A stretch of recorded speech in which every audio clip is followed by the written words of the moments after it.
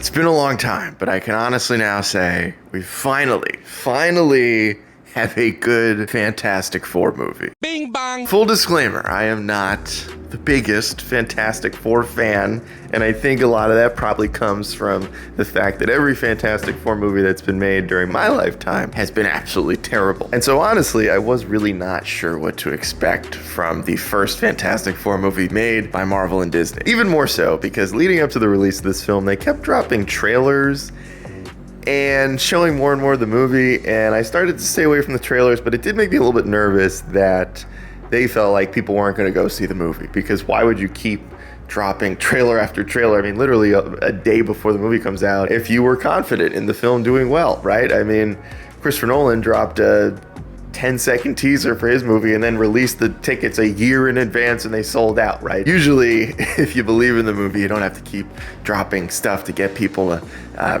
build up the hype and go see it. So I was a little bit nervous. Then the reviews came out and they were very, very positive. I was a little skeptical of the casting, particularly of Pedro Pascal as Reed Richards, because honestly, and this is not Pedro Pascal's fault, really, he just looks like himself in everything. So it's very hard for me to suspend my disbelief that I'm seeing someone that's not just Pedro Pascal in a different world. And really, that is the first place I wanted to start, because not only is this movie really good, really fun, I think captures the essence of the Fantastic Four as a group and what makes them special, Pedro Pascal as Reed Richards is great. While my main complaint of it just looks like Pedro Pascal in a Marvel movie, he plays the role so well. He captures the character of Reed Richards, this like kind of tortured genius of he's really, really smart, and he considers every single possibility for better or worse, especially in this movie where he's willing to give up his own kid to save the world, which is like, you kind of get it, but you're also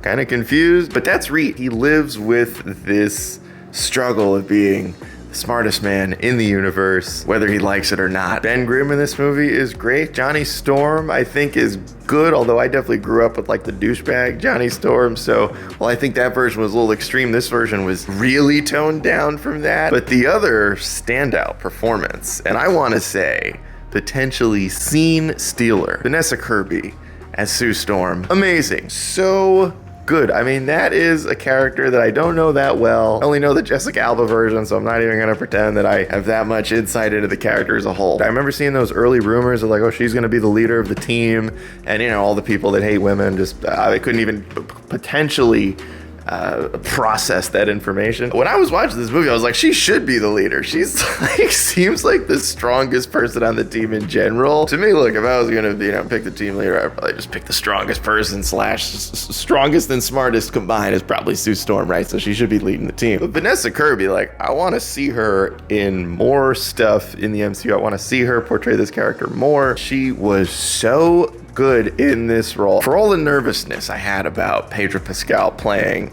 Reed Richards, Vanessa Kirby as Sue Storm, peak casting. The movie as a whole, I don't know how to describe this other than like, it didn't feel like a Marvel movie. Like, it didn't feel like the Marvel movies from a few years ago, the awkwardness of phase 4 and 5 or whatever phase we were in that had Ant-Man Quantumania, one of the worst Marvel movies ever made. Maybe it's because it didn't take place in the like canonical MCU, right? The Earth 616 MCU. Maybe it's because it took place in a different version of Earth 828, that it could just be like its own thing. And I think I came out of this movie kind of wishing that like, gee, I kind of want to see, like, if you're going to do a trilogy, I love to see 3 movies of this team in this Earth, like just doing stuff because they work so well together. The movie itself, I wasn't expecting it to take place in outer space so much. I'm so glad it did, because they are astronauts and scientists, and so it would be cool if the Fantastic Four spent more time in space. They spent a good chunk of this movie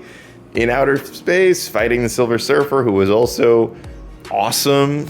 Such a cool character. Not a character that I'm particularly passionate about, but in this movie seems pretty badass. At least, I never saw the second Fantastic Four movie that came out like 20 years ago, but this version of the Silver Surfer looked awesome, had cool powers, was just kicking ass the whole time. Now the villain, Galactus, wasn't really sure how to feel.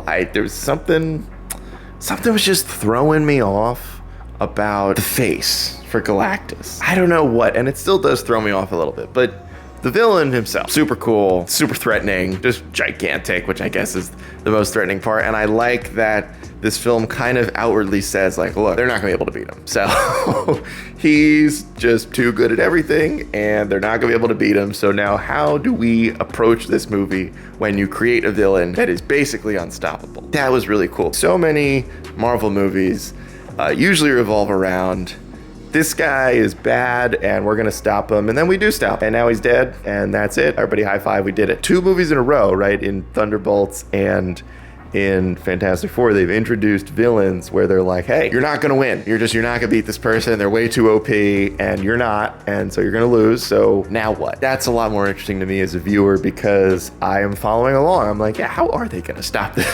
this person? Like, how are they actually gonna win? We know they're not just gonna kill the Fantastic Four in the first movie, but you're like, how do they get themselves out of this? Like, how do they save her? Does Earth just blow up? Is that why at the end of Thunderbolts you see the ship? You truly don't know where it's headed and how they're going to find a solution to this problem.